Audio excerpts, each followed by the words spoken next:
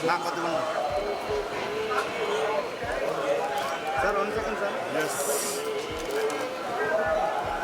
Book తీసుకోండి sir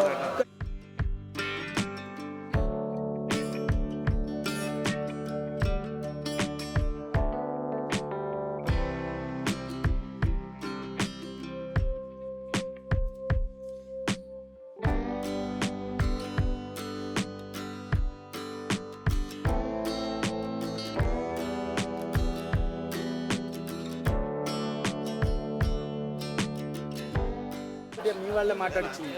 మాకేమన్నా తెలుసు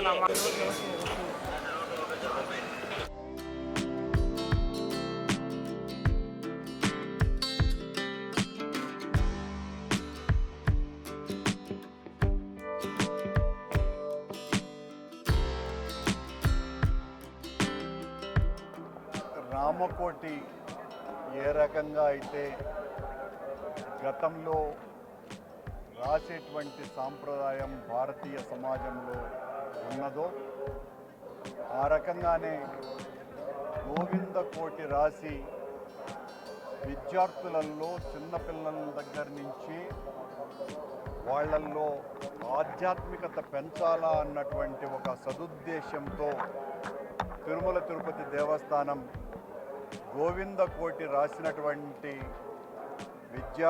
విద్యార్థులకు యువతులకు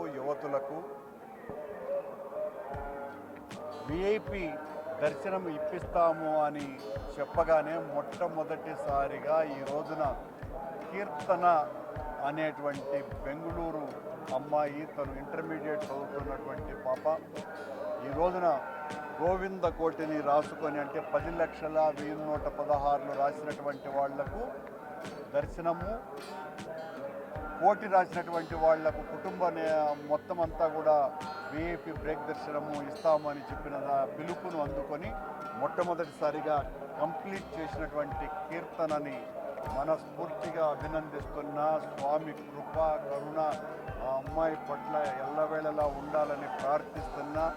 ఇలాంటి అమ్మాయిలు ఆ హిందూ సనాతన ఆచారానికి ఒక ప్రతీకలు, ఒక ఆదర్శము.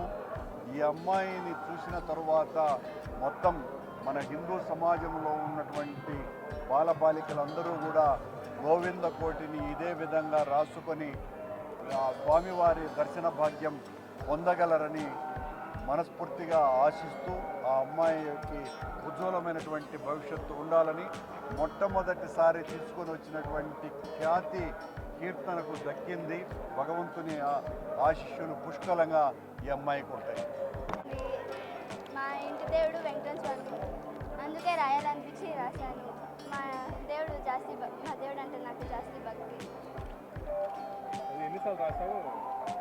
10,116,116 ఇంటర్ సెకండ్ ఇయర్ కర్ణాటక పెద్దబళ్ళాపురంలో ఉన్నాం.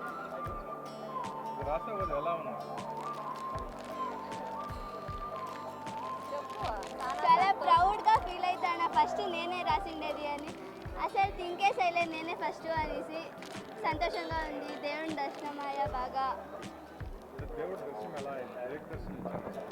సూపర్. అసలు అయితే నాకు చాలా సంతోషంగా ఉంది. దగ్గరగా చూశాను ఫస్ట్ టైం. అది నువ్వు ఇలా ఎప్పుడు చూడలేదు అలా. సంతోషంగా రాసిందాము అని వచ్చిన